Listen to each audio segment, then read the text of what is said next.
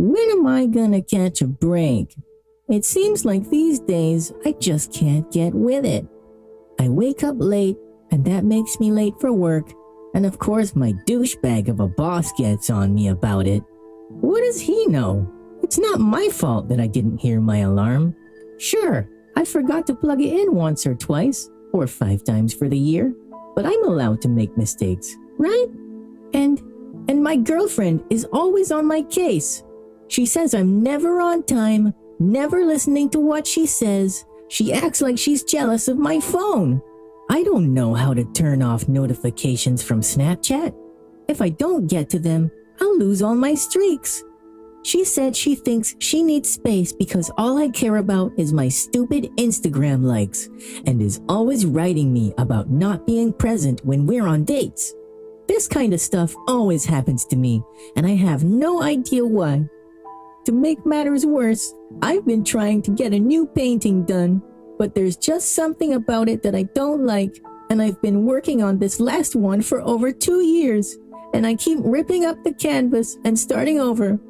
Maybe I'm just not good enough to be a painter. Maybe my parents were right. I'll never make it as an artist. I should just keep my day job.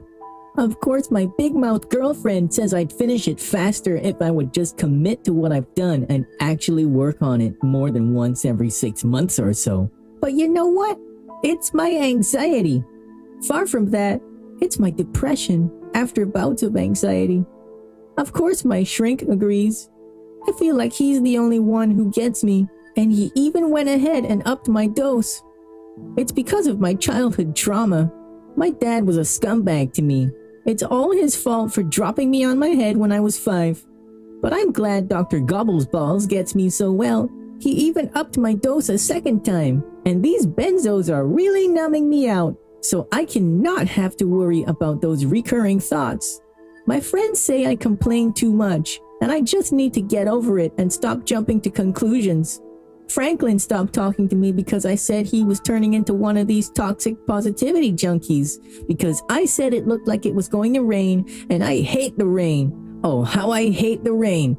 I always feel so down and depressed when it rains. It reminds me of when my first girlfriend broke up with me and said I act like a child, and she drove off and left me at the cinema in the pouring rain to walk home right before she yelled, "Take your stupid freaking ring back! It looks like it came from a Cracker Jack box!" And then she threw it at me, and it fell down a manhole. I guess I can never do anything right for anyone. I could really go for an iced coffee and a blueberry muffin. But my doctor said I need to cut back on the donuts and the muffins. He said I gained too much weight, and I told him I was going to the gym 3 times a week, and I even ate a vegetable last month. I had them put broccoli on my pizza. This dieting thing is so weird. I mean, I smoke a big bowl and end up with the munchies, and eat 2 big peanut butter and strawberry jam sandwiches every night while I watch my show. So there you go. I get my protein and my fruit in right there. It just feels like I'm so stressed out all the time, and I hardly have the motivation to clean my apartment. Last week, I couldn't find my car keys or my cat. They were both under a pile of underwear that I haven't washed for weeks. It's not my fault. The washing machine's been broken forever.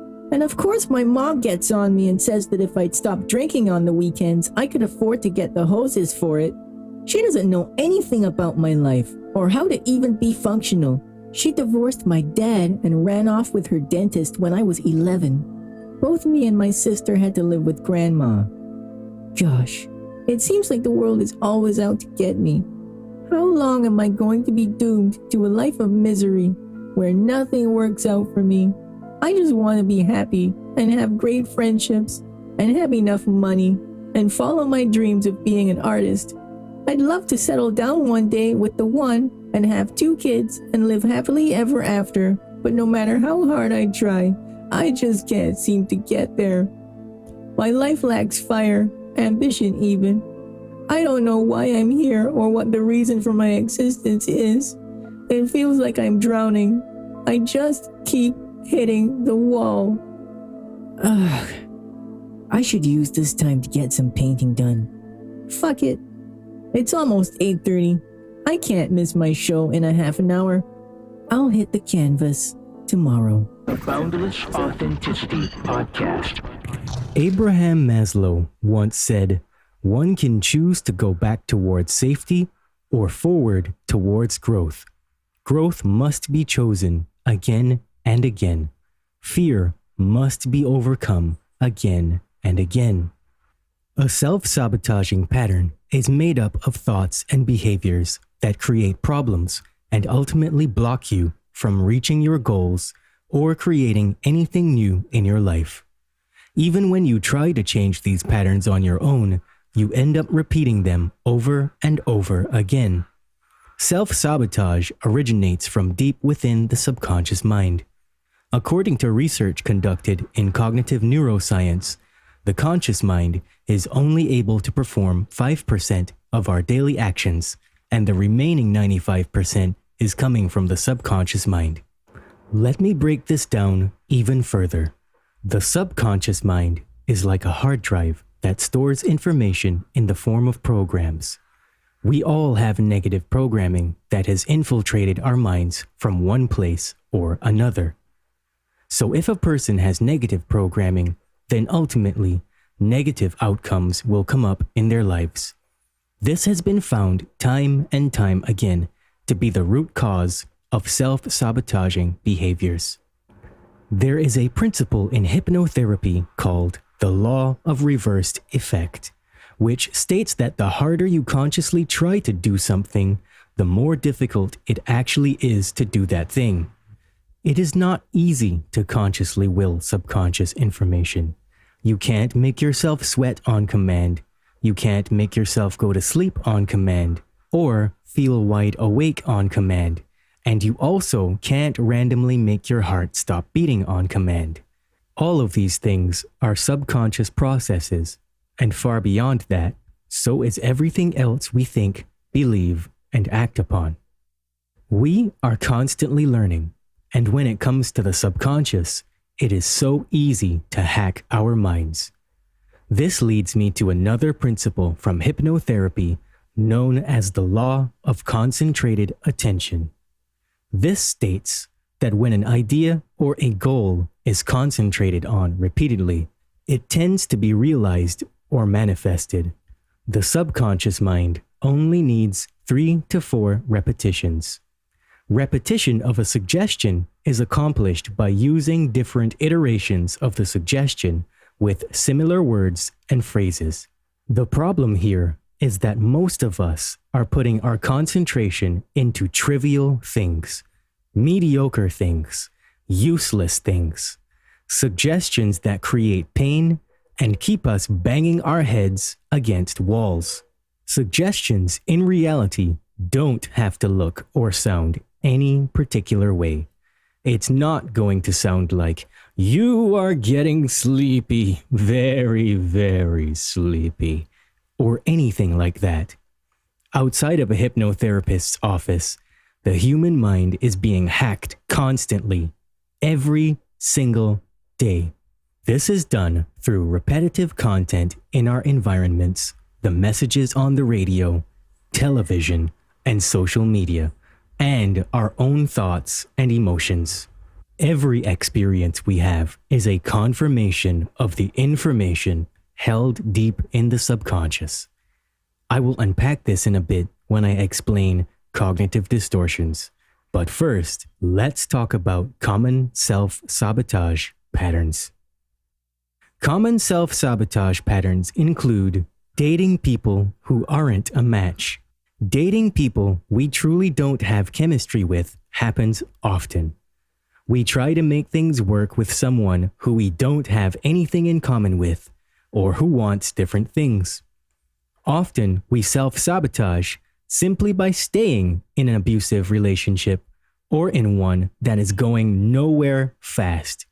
Many times, these relationships end badly, and we keep searching for the same person over and over again and end up in the same situations.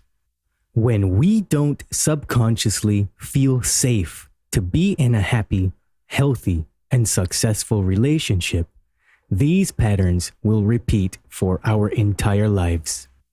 In modern times, with the rise of dating apps like Tinder, Bumble, and God knows what else, it is easy to casually run into people on the fly who match our deepest subconscious desires.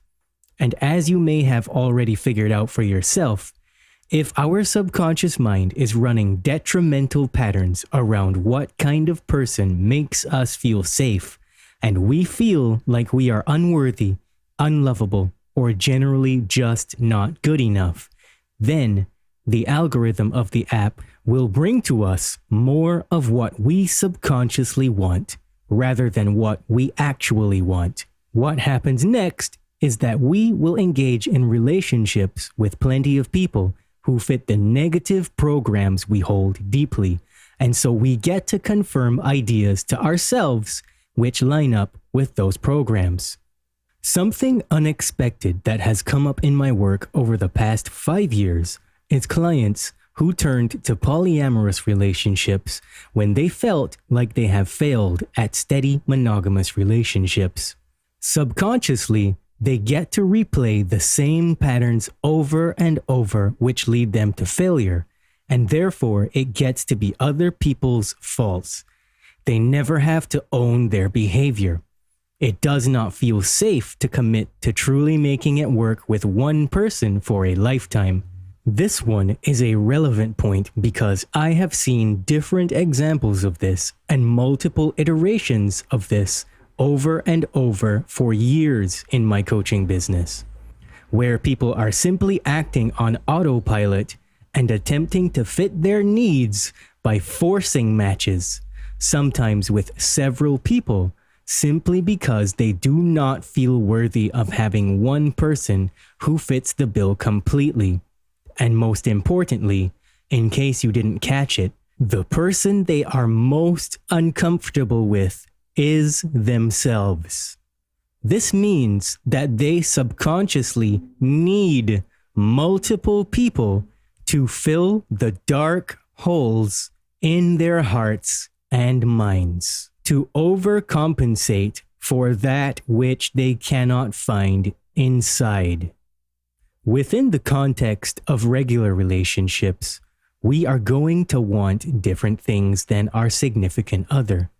And oftentimes, it's those differences that make the relationship stronger. However, let's say that you wanted to live in a different country and your partner did not. Or you wanted to have kids and your partner did not. Or you enjoy spending more time out socializing and your partner doesn't. Then these can be factors that impede the growth of a relationship. People will sit around expecting the other person to change eventually and sabotage their best attempts at being in a happy relationship. And two things are true. The quality of your life is determined by the quality of your relationships. And if two people are not learning and growing together in a relationship, they will grow apart sooner rather than later. If a person has a subconscious impediment blocking them from receiving love, then they are likely to do everything to push it away when it comes knocking. Reminds me of that quote, "Often we want for love, and then when we get it, we do everything in our power to push it away." This leads me to the next most common pattern: blaming others instead of owning responsibility. By now, many of us understand that it takes two to tango. However, things do happen where only one party is at fault. While that is true, some people in this life have learned to be chronic fault finders, and they go around criticizing everything and everyone for the results that they get. Just like in the example of dating people who aren't a match, when things end badly, people will blame the other person completely for what happened. This is critical because in any situation there is learning to be had, insights to be gained, patterns to be recognized, and beliefs to be assessed.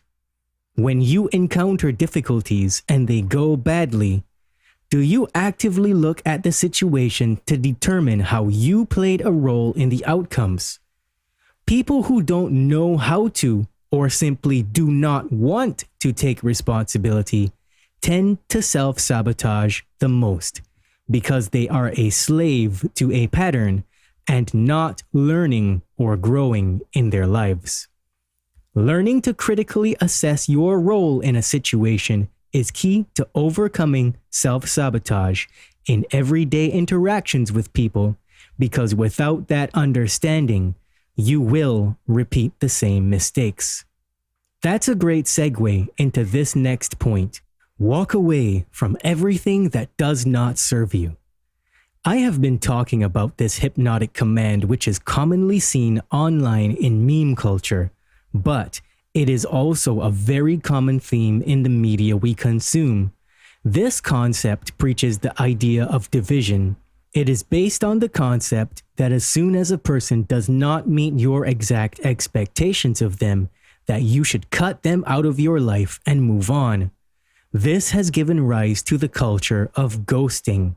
Many people think it is okay to disappear without an explanation whenever they see fit.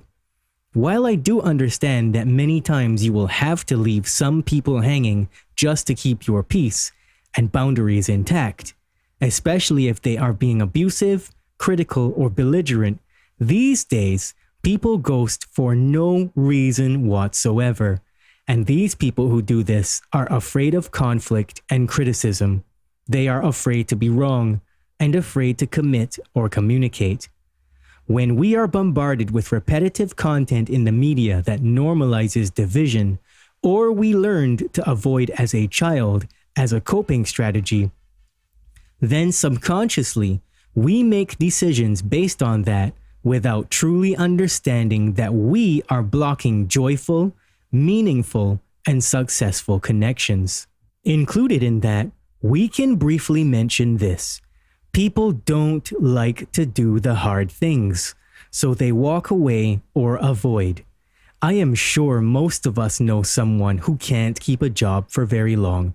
Maybe they say their boss didn't like them, or it was the supervisor that always picked on them.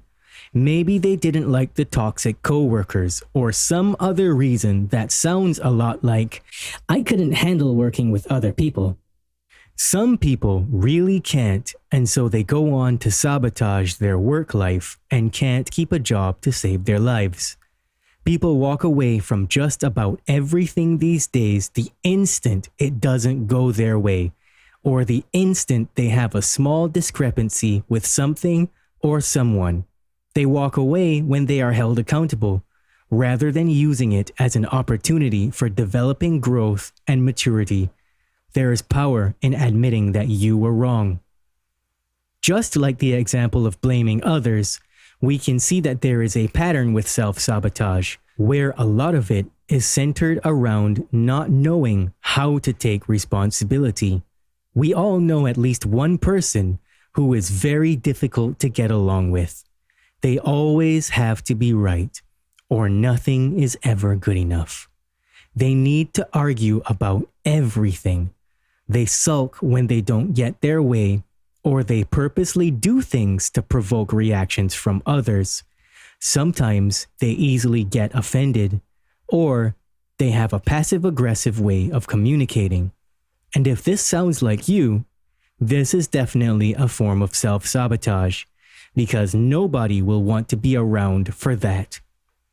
People will undermine themselves and their best attempts at having healthy connections with friends, co-workers, or family members because they are not aware of their self-sabotaging behaviors. Having difficulty speaking up, asking for what you want, or people-pleasing. Yikes. This is a big one.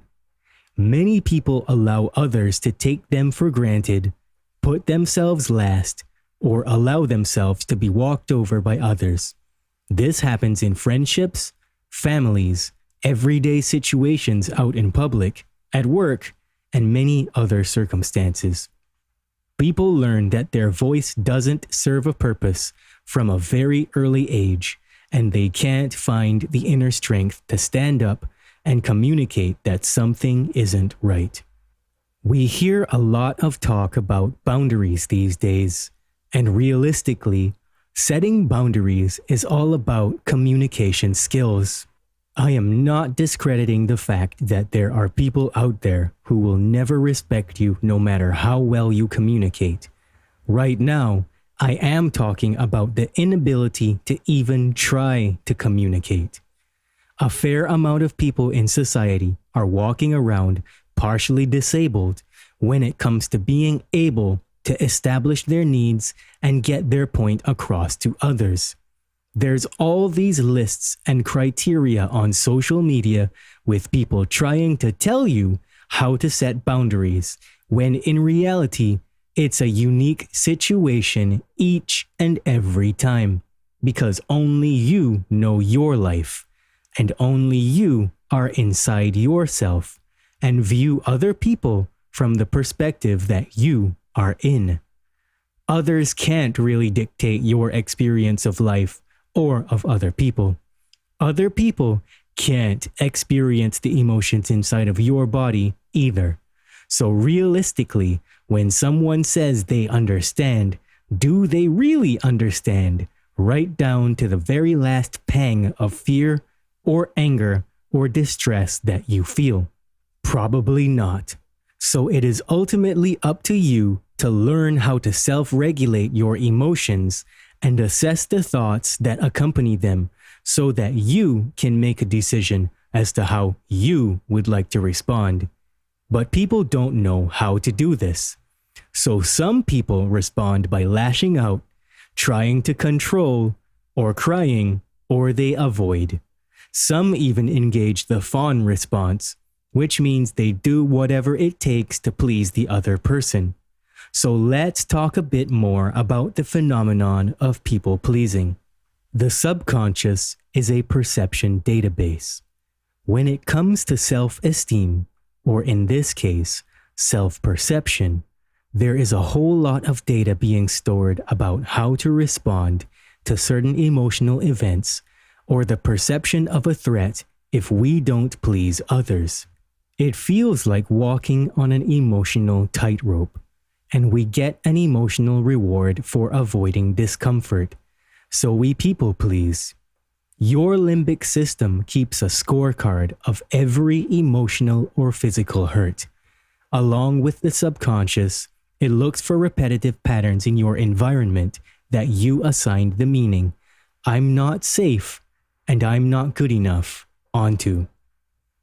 When we people please, we are really automatically firing off the subconscious programs of rejection, resentment, anger, shame, guilt, and many others, because the limbic system remembers times in the past that it wasn't safe to make someone uncomfortable by disagreeing, by turning down their invitation, by saying no, refusing to comply, turning away abuse, and the list goes on. Once the limbic system activates, survival mode is engaged. And when you are in stress, the subconscious plays out programs of survival. When danger is perceived, we can't communicate effectively. Therefore, it becomes hard to set boundaries. We will think to ourselves, "I will be rejected again if I don't agree, accept, go along to get along, or pretend to be someone I am not," among many other behaviors. When we feel a negative emotion as a consequence of people-pleasing, it is our body's way of signaling that we are operating outside of our values, mainly violating our integrity and authenticity. It hurts us to go against our core values more than it does to disappoint another person. Psychotherapy attempts to explain away people-pleasing in a multitude of convoluted ways. However, there is no one-size-fits-all explanation or protocol for dealing with it. What matters is your individual experience of life. It takes a skilled professional to help you unpack your unique personal experience with people-pleasing to find out what the root causes are, and when done carefully, people-pleasing can be overcome for life. Procrastination. Come on now, we all know this fiend. Maybe you have an important presentation for work to finish up, or if you're an entrepreneur, you need to get started on some content for your social media page, or maybe you need to wash your car and clean out the inside, or you should get to the gym, but instead, you sit around scrolling through your phone, or you end up watching Netflix and it turns into a binge watch. Pay attention to that part, binge watching, because many of us think that's a normal activity because we have been conditioned into the idea, the key word being binge. However, this behavior is far from normal and rooted in avoidance of self. When we procrastinate, there is a level of safety involved, or rather, unsafety. We feel overwhelmed by the idea of the task at hand, or we can't manage our time well, and many of us, well, we just doubt our ability to execute the task effectively and efficiently, so we decide to do everything else except for that thing. It's all coming from the same place, and I'm sure by now you are nodding your head along and saying, yeah, Jahan, I get it. Subconscious self-sabotage. In which case, great. That means you are picking up a new program. Wherever there is doubt, there is a belief system. Procrastination really is the enemy of progress, and we learn that it isn't safe to branch out of our regular routine. We are told from a very early age that it's wrong to be different, and are funneled into a system which was designed to fuel the Industrial Revolution, which meant that we were simply living our lives as programmed robots to serve the money system, and we had to get a skill, get a job, and keep our heads down, and never ask questions about that. Sadly, that way of thinking applies to all areas of our lives, and we end up self-sabotaging our best attempts at freedom. Negative self-talk. I think everyone has fallen victim to their own negative self-talk at one point or another, and it's totally something that people overcome every day and move past permanently. It just takes a bit of practice. Let's talk about that though. Negative self-talk is the result of our programming. When we have a program, it is playing in response to a stimulus in the environment due to a circumstance we find ourselves in. The programs that we have are really coping mechanisms or strategies that have those thoughts attached to them. We have to remember that a large part of the job of the subconscious mind is to keep us safe. And so we discredit everything that can be perceived as a threat, even when in reality it isn't. The subconscious dictates our perceptions and ideas, and we see whatever is in the program. Like I said earlier, the limbic system is working in conjunction with the subconscious mind, and so whenever we perceive a threat, we begin to look for information that is similar to the last time we experienced something of like kind, and we begin to react. If you look at that word, you will notice react, which means to act in a way that we have before. Many of the negative thoughts that we have are as a result of cognitive distortions. Negative thoughts tend to be as a result of a natural process in the mind where we delete and distort information, which is again tied into the conscious mind's inability to do much. The conscious mind can only take in so many bits of information, whereas the subconscious can take it all in as it is designed to do that. But in order to do so, it distorts some information and deletes other bits so that we can get a general picture of what happened. Deletions happen for different reasons. When we are focusing on something in particular, like driving, we will delete the extra perceptions of the road we were traveling on in order to focus on getting to where we were going. In life, this is all we are doing, trying to get to a destination. And as we go along, we are deleting and distorting information to suit the narrative we are following. In our everyday lives, we delete 80% of the data that reaches our brains. Even as you are taking in this information now, depending on what you are listening for, you will be deleting the rest of the information or distorting it somehow. Let's talk about common examples. When a person is anxious or depressed, they develop a form of tunnel vision and circular thinking. They are not able to focus on anything other than the negative aspects of the situation, and they will delete the positive. Sometimes, the whole reasoning behind the emotions they are experiencing will be colored by one negative detail. Most commonly in this situation, people are thinking about the one thing that could go wrong or that is going wrong, rather than the 25 other possible scenarios or things that are going right. And common negative self-talk sounds a lot like, I can't do anything right. I'm not worthy of having the outcome I want. I don't feel like I'm good enough. The self-talk of the limbic system is, I'm not safe to have, do, or be this. In another episode, I will unpack the language of the subconscious mind, as well as a list of common programs that I have helped people to find and replace. Be on the lookout for that. I guess I can't talk about cognitive distortions and just leave it like that, so let me unpack this concept a bit further. A cognitive distortion is really just a mental filter that we pass information through when we are processing our day-to-day experiences. When the mind does this automatically, we then end up with a particular conclusion because we are trying to pass all of the information we perceive through it.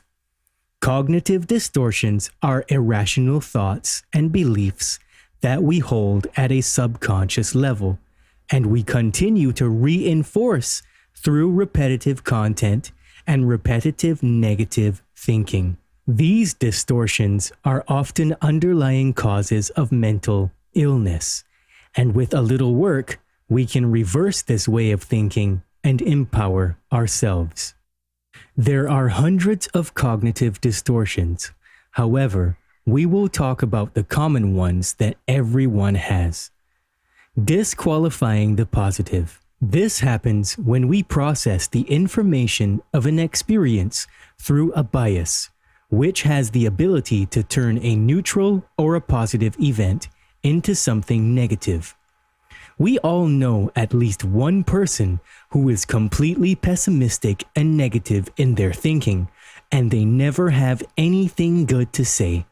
Well, in a lot of ways, that is potentially the dominant cognitive distortion that person is operating from.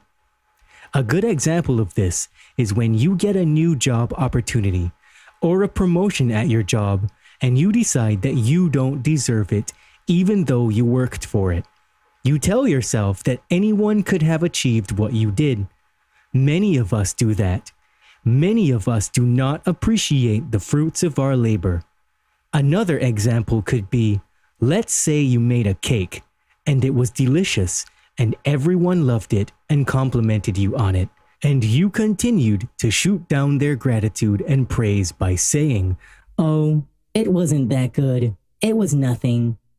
Can you think of some other ways that you or other people disqualify the positive?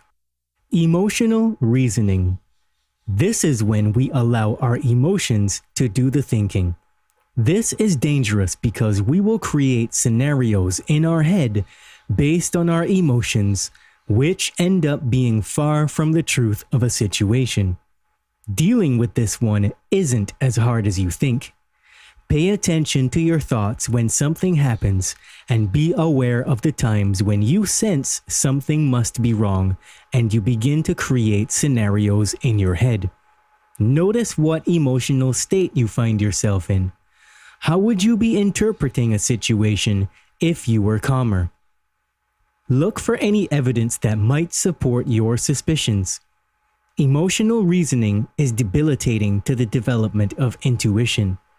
An example of this I heard recently was a woman noticed that her husband was spending a lot more time at work and would come in late, sweaty, tired, and smelling of another woman's perfume. A couple months went by, and the woman continued to fume and make assumptions based in emotional reasoning about why the husband was coming home late, smelling like someone else. She had told all of her friends what she thought happened, and they advised her to file for a divorce from her husband. She presented him with the papers one night, and the husband confessed that he knew their anniversary was coming up, and he in fact was taking dance lessons so that he could take her out for a surprise night of dancing to her favorite Latin ballroom. Ouch. She never even took the time to ask the husband what was going on. Emotional reasoning got the best of her. Sounds like self-sabotage to me. Along these lines, we can talk about jumping to conclusions, another distortion we are all guilty of. When a person is jumping to a conclusion, what they are doing is making a negative interpretation or trying to predict an outcome when there is no real evidence to support their conclusion.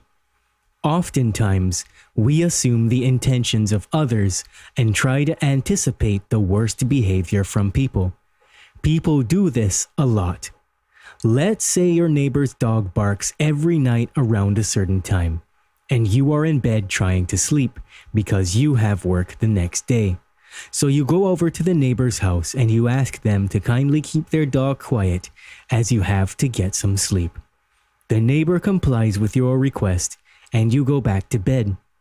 The next weekend, you see your neighbor on the street and they look sullen and you say hi, but they just look past you, and as you walk away, you think to yourself, They must be upset that I asked them to shut their dog up.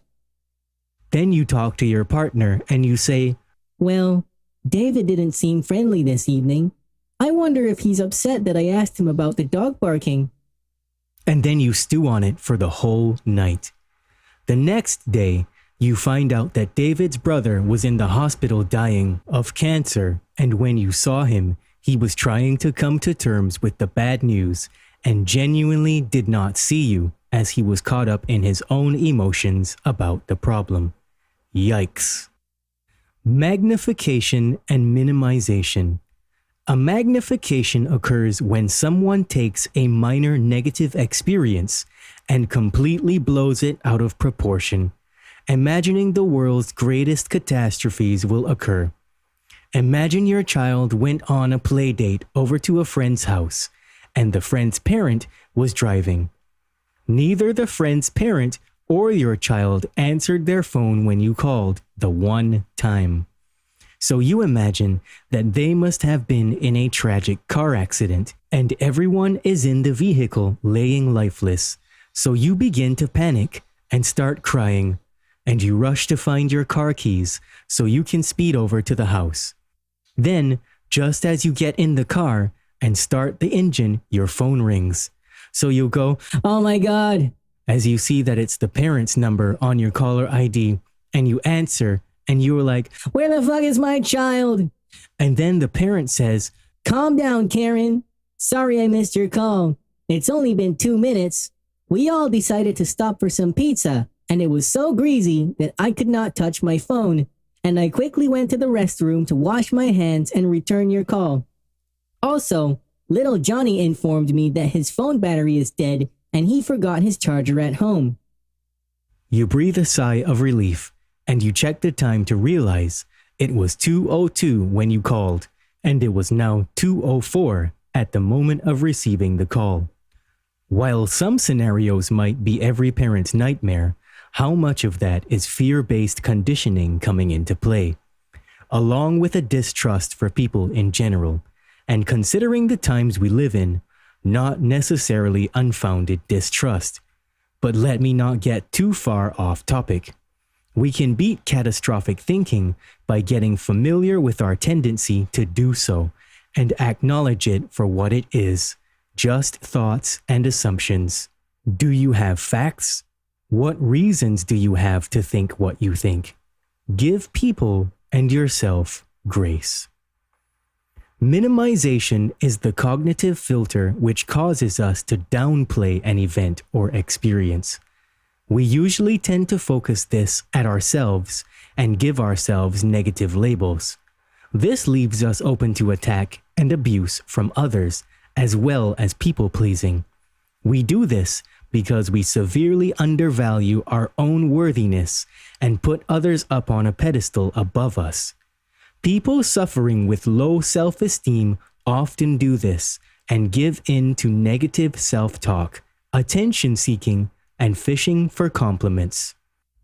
Rigid rule-keeping comes about as a result of expectations or standards that we hold against ourselves or others. Our internal dialogue sounds a lot like, I should. I must. You should. You must. or This person should. or The government must. or whatever, and we walk around taking a big should all over everything we see. These unrealistic expectations and worldviews make us difficult to be around and make it hard for other people to ever live up to, and we sabotage our best attempts at just about everything. Sometimes we get angry when people break the rules, or if we break the rules, we turn our guilt up to max and believe that we should have done better to adhere to whatever standards or rules were in place. We often employ rigid rule keeping when we think that other people should be a particular way just because we are, without understanding a hard truth. Everyone's main concern is themselves, and they are ruled by their own priorities, and they don't have to be any kind of way for you, even though it would be nice sometimes to reciprocate in certain instances. We beat this distortion by understanding that people are who they are, self-focused and driven by their own needs, and we learn to replace negative self-talk with I would prefer, I wish, it would be nice if. We also learn to live without approval seeking or expecting others to be perfect. Labeling is a big one, but a short description. This happens when we label ourselves or others based on a behavior in a specific situation, usually a negative one, and we fail to take into account any other positive attributes or characteristics. Oftentimes we do this just to remain in a self-fulfilling prophecy, like having reservations about something happening tomorrow, and so today we say, I am always anxious. or I'm not good enough somehow. because this thing didn't work out, even though you are usually just fine. Along with labeling, we tend to confuse our emotions with facts. Some people distort their thinking to such a high degree that they end up giving themselves or receiving a label, and they love it. They wear it as though it defines their entire life. If a person defines themselves as being anxious, they act anxious. And if they define themselves as being depressed, they go on to act depressed. The problem here is that feelings are never facts, and it is unwise to take a label on board as your personal definition or personal culture. This is dangerous because we then measure our self-esteem and identity against these labels and push people away when they try to help us. And we go on to employ the other cognitive distortions, which keep us incredibly limited and disempowered in our thinking. Then we get to say, See, I told you I wasn't good enough. how many times have you personally taken something to be true because you believed it? Beliefs are nothing more than just ideas that we have validated and accepted as true. This does not make them true. People put so much of their personal identity on the line for their beliefs that they will literally distort any facts outside of what they believe in order to have it conform to their own opinions and worldviews. People do this in order to use what I call a self-justification index, a list of usually shitty reasons why they do and say what they say or do. Blaming other people is definitely a cognitive distortion. It is founded on the idea that This person said or did this thing, and now it's their fault that this event occurred. by this event, I mean It's that person's fault that I feel sad. That person made me feel nervous. or It's that person's fault that I feel depressed. or It's that person's fault that I feel angry or have self-esteem issues. or The outcome I wanted didn't manifest. I understand, folks. I totally get that sometimes other people cannot be accounted for, but it does not give us the right to place blame on others because it doesn't solve anything. You are the only person who can take responsibility for your emotions, which are being manufactured inside of your body. You are the only person who can take responsibility for the role that you play in your life, your thoughts, behaviors, beliefs, and you are the only person responsible for getting you through tough situations. When we learn to take responsibility automatically, we empower ourselves to create change. It's not fair. Another big cognitive distortion that we buy into. As a therapist and coach, I hear this one a lot. It sounds a lot like, It's not fair that I have depression and other people get to be happy. It's not fair that other people have happy relationships and I'm just alone. some people think it's not fair that they weren't born into a rich family, or that they aren't taller, or some other whiny excuse for not being grateful with what they do have. This is a poor attitude most chronic self-sabotagers have. I can't remember a time that life has ever been fair. Everyone has periods of time where there is strife, struggle, and challenges. These are the things that make life great, because on the other side of adversity is freedom. Fairness is just a perception, and quite frankly, the ego talking shit and wasting time when you could be enjoying the journey.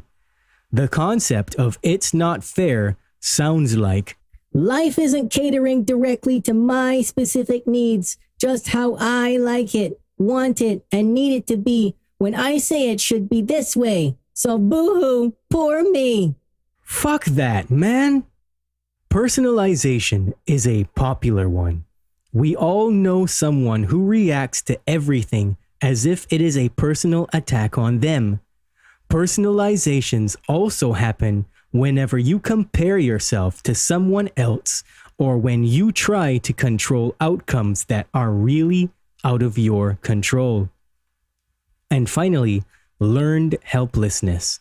If you think about it, we are born into a culture of learned helplessness by the mere fact that when we are babies, we can't do anything on our own and rely on others for our survival and to teach us how to survive in this world.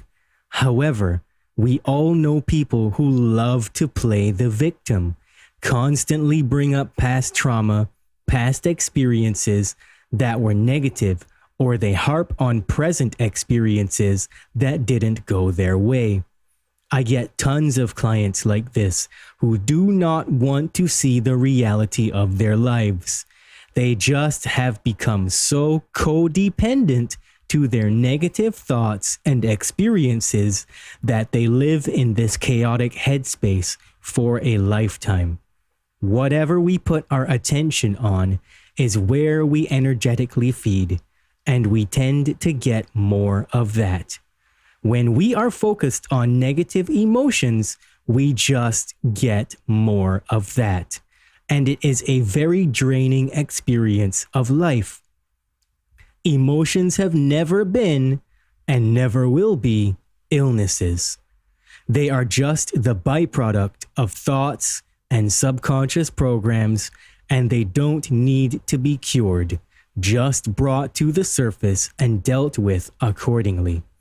Unfortunately, people with learned helplessness refuse to see things this way and truly believe that things will never change and that they should be handled with kid gloves because their friends, family, or society told them that they are a victim of circumstance.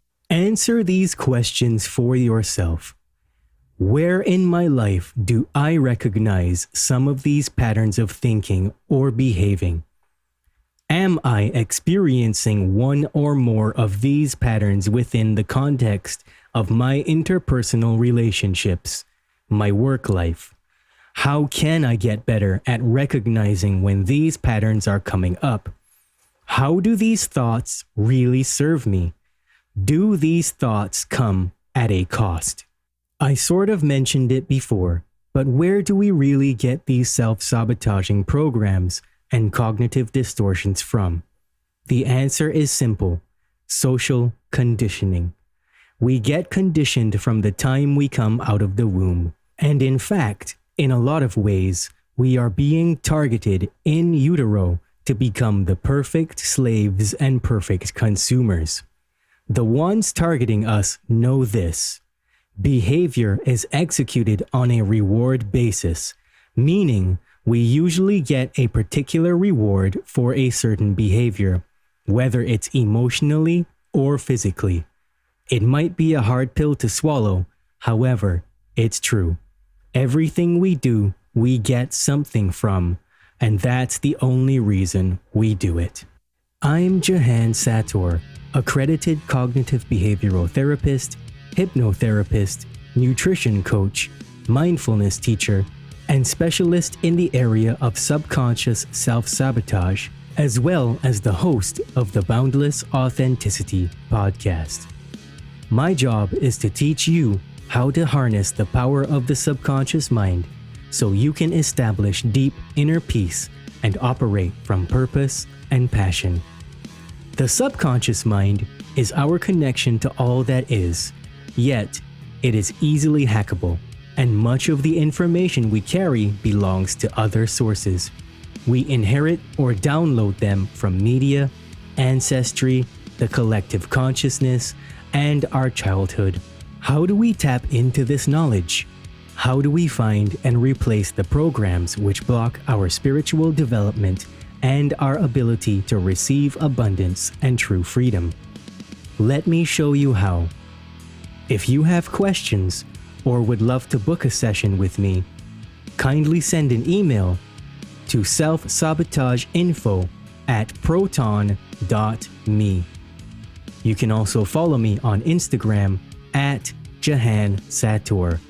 That's JehanSattaur. You're listening to the Boundless Authenticity podcast, where we discuss everything related to the evolution of human consciousness. At the very least, people need to understand that the United States builds bunkers, which are basically cities underground, every 3 months. Basically, when you dream, you tap into your subconscious. It is your nocturnal intuition, your creativity and imagination unchained. conscious, reason, ego, and logic. They're biologically alive, but they have no soul. They have AI consciousness. They can alter your conscious of the brain to get in the brain. We live in a multidimensional reality. Whether it comes through esoteric information in the spiritual realms, or the UFO people, experiencers, or mainstream through quantum physics and through mainstream science now realizing that parallel dimensions probably exist. We're all spiritual beings. We're all having these human experiences. We've heard that phrase over and over and over. But what does that really mean? You know, all the big questions of life, we have these answers inside of our souls. We're ultimately studying the nature of what it is to be human, good and evil, our psychology, how we think, and our health. That's why I love Bruce Lee's great quote, all knowledge is ultimately self-knowledge. The Boundless Authenticity Podcast.